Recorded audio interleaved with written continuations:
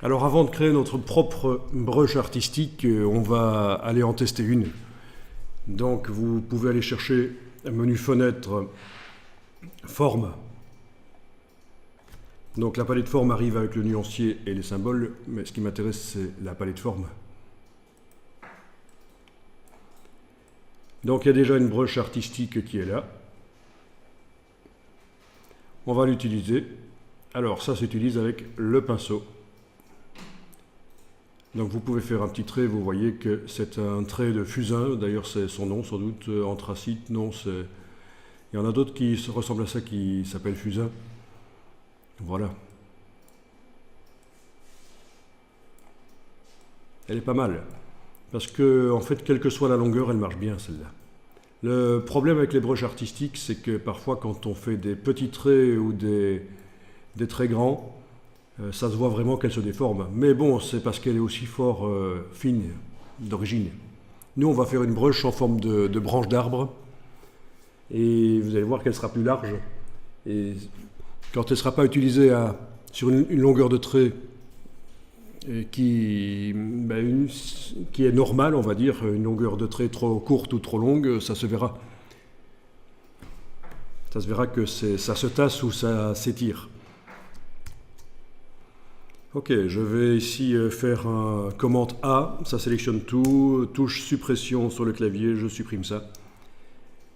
C'est donc ce genre de brush qu'on va faire. Dans la bibliothèque en bas à gauche, il y en a plein qui sont disponibles et il y en a aussi plein qui... voilà, brush artistique, hein, c'est ça qu'on fait parce qu'il y a d'autres types de brush. Brush artistique, il y en a plein qui sont disponibles dans des palettes qui s'ouvrent sur le côté. Voilà. Et on peut aller en chercher aussi plein sur le web, bien sûr. Bon, je ferme ça, c'était juste pour un petit rappel, parce que je pense qu'on avait déjà vu les brushes rapidement. Alors voilà, on va construire notre brush en forme de branche d'arbre. Vous allez voir, il y a tout un processus, parce qu'on va créer une brush qui elle-même va nous servir à créer une autre brush. Parce qu'on va faire une branche d'arbre très simple, linéaire, c'est-à-dire elle sera super droite. Puis on va l'utiliser pour faire une brush un peu plus naturelle avec des branches qui ne sont pas super droites, comme dans la réalité, quoi. Alors, vous allez pouvoir prendre, par exemple, l'outil rectangle et tracer un rectangle allongé qui sera la tige de notre branche.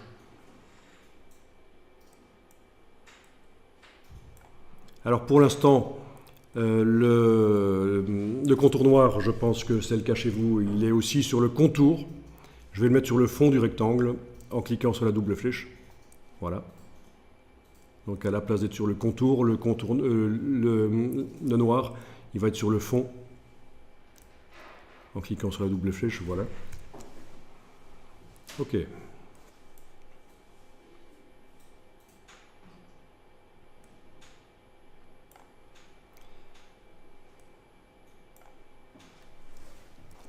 Alors on va faire une forme de feuille d'arbre. Bon, il y a plein de manières de la faire. On va éventuellement procéder comme ça. Vous allez prendre l'outil ellipse et positionner le pointeur quelque part sur l'écran et tracer en ayant la touche majuscule enfoncée, peut-être la touche Alt aussi, comme ça se trace par le centre, là où vous avez commencé à dessiner. La dimension n'a pas trop d'importance puisque c'est du vectoriel, on va redimensionner après. Bon, je lâche le bouton de la souris, puis les touches Alt et majuscule. Sinon, ça ne sert à rien. Si vous lâchez les touches avant, ça ne sert à rien. Superbe feuille d'arbre. Ça doit exister. Des nénuphars, par exemple. Alors, ce qu'on va faire ici, c'est, à côté de ça, créer un rectangle. Donc, je vais chercher l'outil rectangle. À part ça, ça se détache, hein. Si vous entrez dans le menu, vous allez sur la barre verticale ici.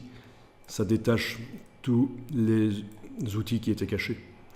Donc, je prends l'outil rectangle là, le premier, et je vais faire un rectangle de ce genre-là. Voilà.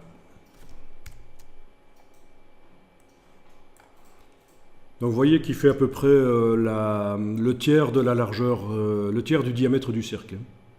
Si ce n'est pas le cas, vous le rétrécissez un peu.